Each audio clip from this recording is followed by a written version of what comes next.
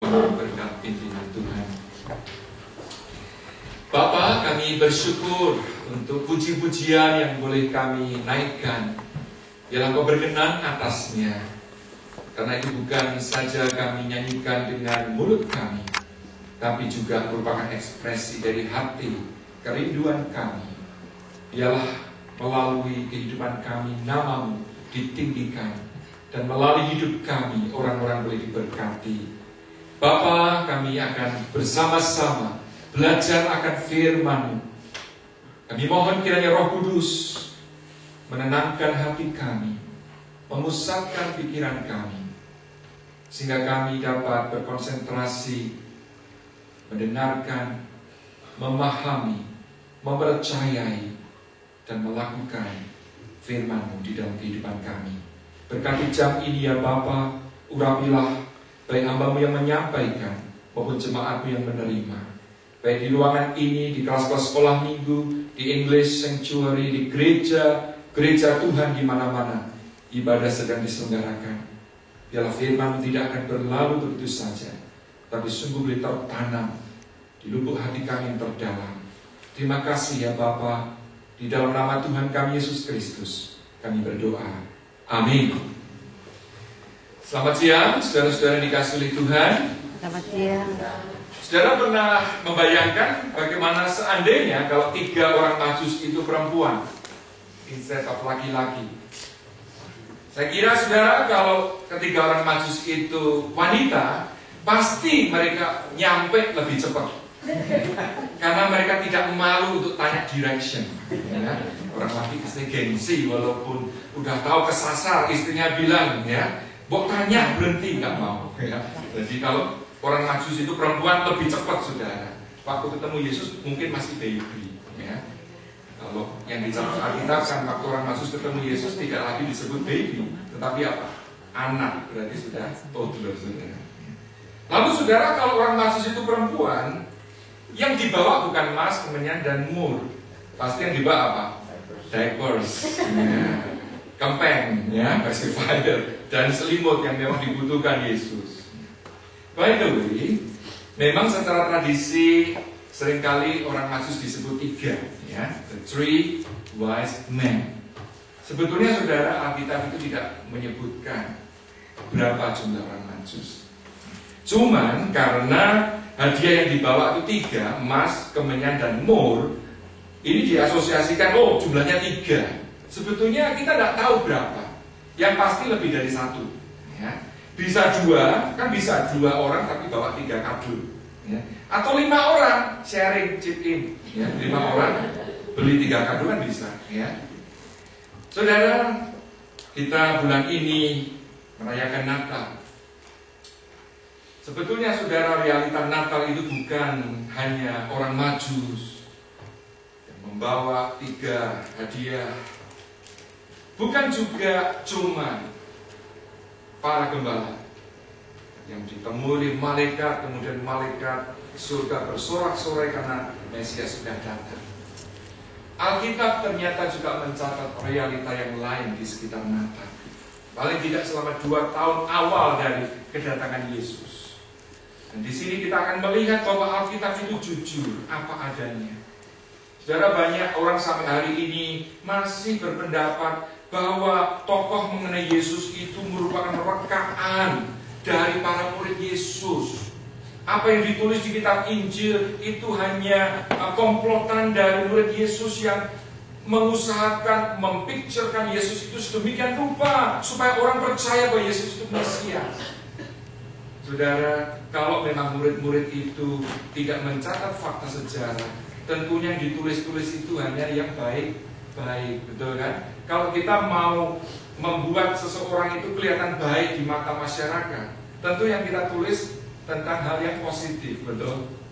Tapi kita akan lihat bahwa ternyata Alkitab itu merupakan fakta sejarah yang mencatat apa adanya.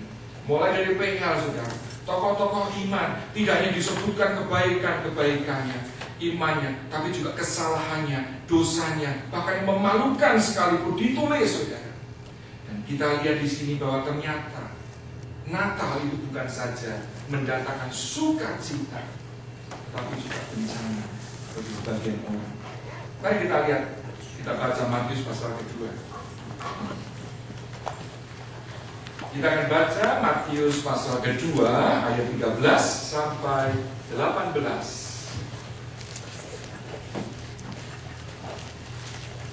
Matius pasal 2 ayat 13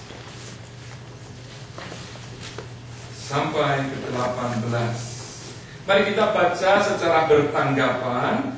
Saya akan membaca ayat-ayat yang ganjil. Saya persilakan saudara-saudara membaca ayat-ayat yang genap. Sudah ketemu?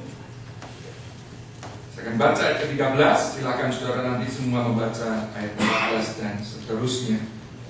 Setelah orang-orang Majus itu berangkat, nampaklah malaikat Tuhan kepada Yusuf dalam mimpi dan berkata, "Bangunlah, ambillah anak itu serta ibunya, larilah ke Mesir, dan tinggallah di sana sampai aku berfirman kepadamu. Karena Herodes akan mencari anak itu untuk membunuh dia."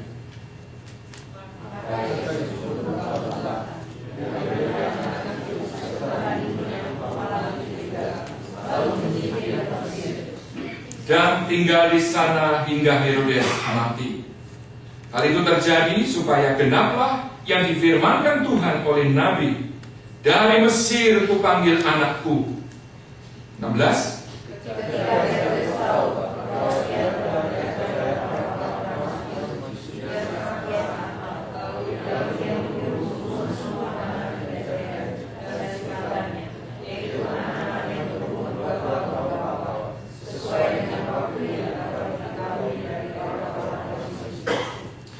Dengan demikian genaplah firman yang disampaikan oleh Nabi Yeremia.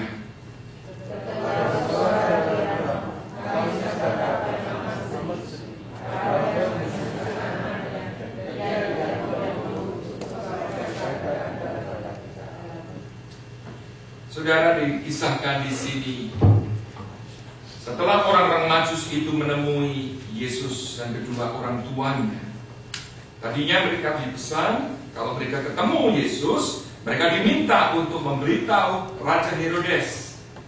Herodes bilang apa? Nanti supaya aku juga ikut datang untuk menyembah anak itu. Tapi orang-orang Majus itu diberitahu, Herodes membohongi kamu. Dia akan membunuh. Itulah sebabnya saudara, orang-orang Majus itu tidak kembali kepada Raja Herodes. Nah, setelah tahu bahwa orang-orang Majus itu memperdayai Herodes, Herodes makin marah. Kenapa yang dia lakukan? Dia memerintahkan anak-anak di Yerusalem berumur 2 tahun ke bawah untuk dibunuh. Saudara, siapa ini Herodes? Kalau kita mau tahu mengenai dia, banyak informasi cukup tersedia, saudara, apalagi di zaman modern ini. Cukup saudara klik Wikipedia, ya, saudara bisa tahu banyak mengenai dia. Rupanya dia adalah anak dari Antipar, seorang Edom, saudara. Papanya punya satu jabatan cukup tinggi di pemerintahan. Waktu umur 25 tahun, Herodes ini sudah menjadi gubernur di Galilea. Jadi karirnya ini memang bagus, ya. Ada dugaan dia orang pintar, saudara. Sehingga waktu usia masih muda, dia langsung bisa jadi gubernur. Kemudian waktu dia umur 30-an, dia menjadi raja di Israel. Saudara, secara karir memang dia memiliki karir yang bagus. Apalagi setelah dia convert menjadi pengikut Judaism. Dia mengaku, walaupun tidak pure, saudara, sebagai orang Yahudi. Kenapa? Supaya dia mendapat dukungan dari rakyat di Israel waktu itu. Memang saudara, di dalam achievement yang lain, dia juga dikenal sebagai bapak pembangunan. Di bawah pemerintahannya, dia merenovasi Bait Allah yang kedua. Dibuat sedemikian rupa, indah sekali, saudara. Supaya juga bisa memenuhi persyaratan dari orang-orang Yahudi, dia merekrut 1000 imam. Imam-imam yang punya keterampilan sebagai tukang batu, tukang kayu, dia rekrut saudara dalam waktu 1,5 tahun dibangun satu bait Allah yang begitu indah. Hari ini kalau saudara ke Israel, masih ada itu sisa bait Allah yang dibangun oleh Herodes. Ada yang pernah ke Israel? Belum ya? Oh, ada beberapa ya. Itu tembok ratapan itu merupakan salah satu bagian dari bait Allah yang dibangun oleh Herodes, yang kemudian tahun 70 dihancurkan ya, oleh Jenderal Titus.